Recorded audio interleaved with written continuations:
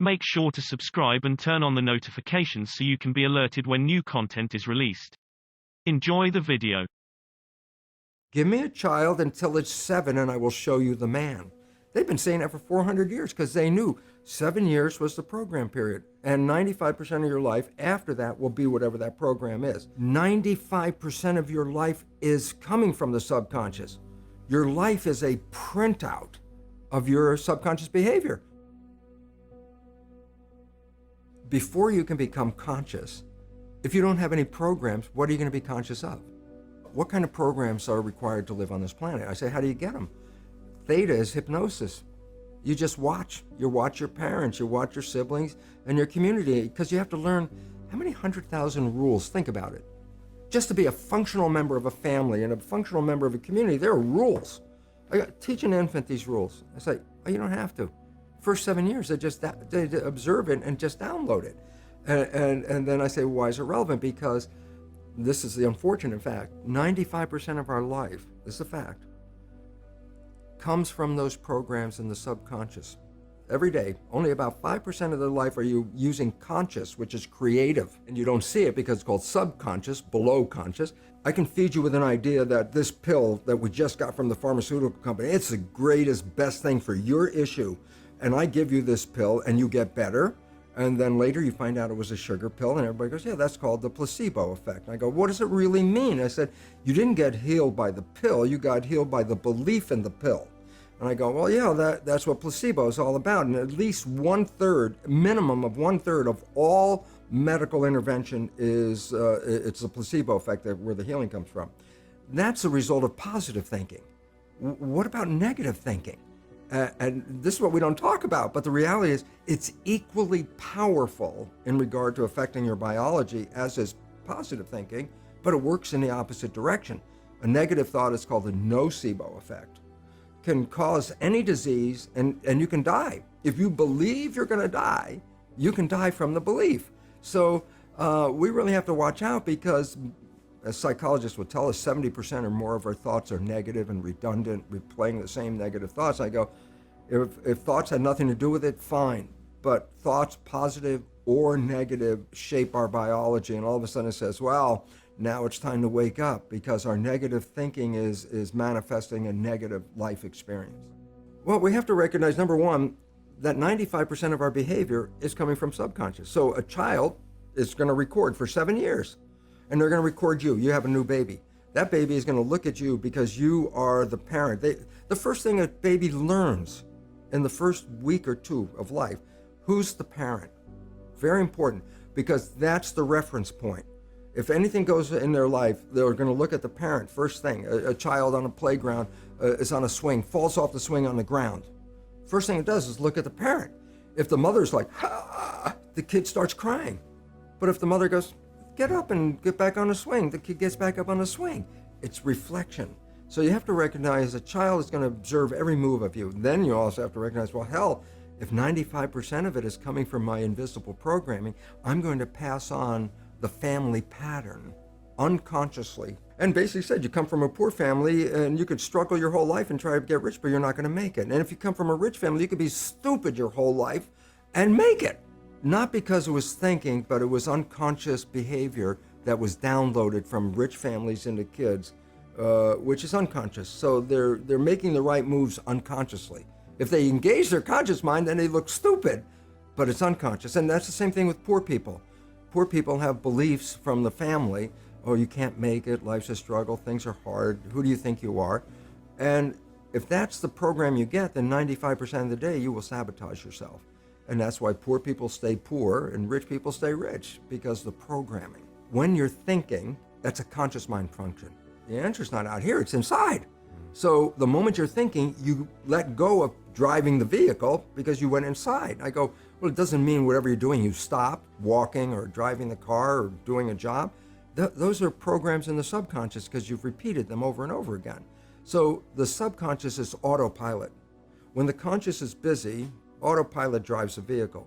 Point is, when conscious is busy, it's not observing what's going on. So let's say we're having this conversation in a car, and I've been driving for 10 minutes, And we've had this great conversation, and all of a sudden I look out the window, I go, I haven't paid attention to the road while we have the conversation.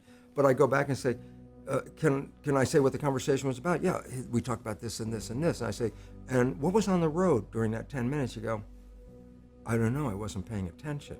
So I said, how was your driving? And I go, it was whatever way you learned how to drive. If you had a bad driving instructor, then you were driving 10 minutes with lousy driving. The things you like that come into your life come in because you have a program that supports them. But anything you struggle with, work hard at, put a lot of effort into making it happen, why you're working so hard, inevitably you have a program that doesn't support that conclusion and you're trying to override the program.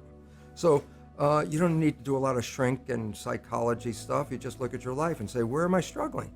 Because wherever you're struggling, inevitably it's a program in your subconscious that does not support that destination you've been looking for. The conscious mind is creative and can learn in any number of ways. Read a self-help book, go to a lecture, listen to this program, and conscious mind's going to get some awareness. And I go, yeah, but subconscious mind doesn't learn that way. Subconscious mind learns in two fundamental ways naturally. Hypnosis, which is the first 7 years. And after age 7, how do you put new programs in? Repetition, practice. You want to drive a car, you didn't learn how by just getting in the seat and put the key in. You had to practice driving the car. You want to learn the alphabet. How many times did you go from A to Z? Try to go to A to Z before you can complete it. And once you completed it, you didn't have to go back and do it again. So 2 phases. You want to train the subconscious mind. Hypnosis, repetition. I like the last one because there's a new phrase that's bandied about called fake it till you make it. Meaning, if you're not a happy person, I say, you want to be a happy person? Then repeat all the time, I'm happy, I'm happy. I say, well, you don't look happy or anything. You say, no, who am I talking to? By repetition, I'm talking to subconscious. Okay. If subconscious gets, I am happy, and 95% of your life comes from that subconscious, there will be a point once the subconscious got, I am happy, you don't have to say it again. Repetition is a habit. It's making habit. So you got to do something religiously in a sense of repeating it to make it work. The subconscious mind being habitual, not creative, habit, only learns in 2 fundamental ways. I said the hypnosis, which every night when you go to bed, just when you're just falling off into sleep, consciousness is disconnecting. The next period of your brain operation while your consciousness is disconnected is theta, which is the same brain function as in the first 7 years.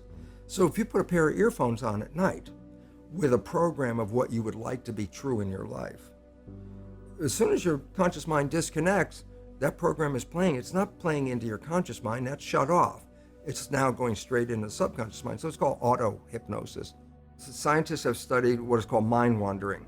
I said, what is mind wandering? I said, well, your conscious mind could be focused on a task, or your conscious mind could go off into think about things, okay? And the relevance about that is when the conscious mind is staying in the front, you're in absolute control. Wishes, desires, what you want, conscious mind, creative, you're in control. But the moment your conscious mind takes off into a thought or starts thinking or whatever going on, it lets go of the wheel, the autopilot takes over, okay? So the idea is this: if your mind is wandering, then you're being run by the subconscious. Conscious mind, wishes and desires. Subconscious mind, program. Well, what if you took the wishes and desires and made those programs? Then guess what? You don't even have to think about it. You will automatically, 95% of the day, be playing behaviors to manifest those wishes and desires. Okay. So reprogramming the subconscious with wishes and desires means you don't even have to think about it.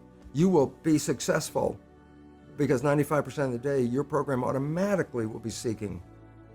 Knowledge is power. We have been deprived of knowledge. We are operating as powerless individuals in a world. When we are so powerful, it's unimaginable. We're really very powerful. And yet we have been programmed to be not powerful. And that's how other people control us. And I love my life because I go out and say, no, you are so powerful. You just didn't have the knowledge. Knowledge is power. A lack of knowledge is a lack of power. And we've been deprived of knowledge of who we really are. A, you've been programmed. And if you don't like the program, you don't like the way it's turning out, well then B, you can reprogram it. And you could get the things you want. We have to eliminate the fear, because fear is the biggest motivator in our planet today. I'm afraid of this, I'm afraid of that, and how much money are you going to pay? Whatever money it takes to, to allay any fear that I have. Money is not an object at that point. It's like, what if you didn't live in fear? It's like, wow, now you could use all that money for some good stuff. And basically it says, look at your life, just as we just talked about. Look at your life. If it's not working right, you can change this. You have to recognize if it's not working right, it's not your conscious mind that took you down that path. It was your programming. And if you change your programming, you can have a whole new life. You can get rid of virtually any disease and change your life completely by changing that programming.